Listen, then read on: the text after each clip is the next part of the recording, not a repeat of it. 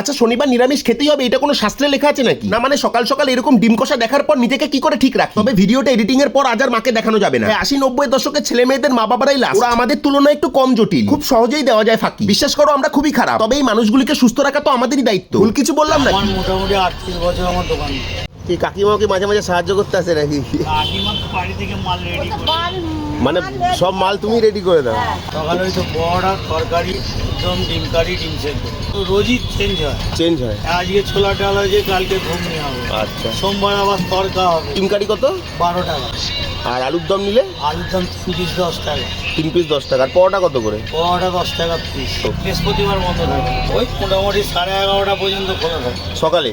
আর বিকালে কিছু করো? বিকালে অনেক কিছু আইটেম হয়, মানে ফাস্ট ফুড। ও তোমাদের তো ঠিকানাটাই বলা হয় নাই। আমাদের হাওড়া কদমতলা বাস স্ট্যান্ডের ঠিক উল্টো পাশে মাতারা ফাস্ট ফুড সেন্টার ওরফে বাদলদারি পরোটার দোকানটি দেখতে পাবে সবাই। জলখাবারটা বেশ জমে গেল। আর মা গেঁদা ফুলের চারা নিতে বলেছিল, শেষে মনে পড়ে গেল।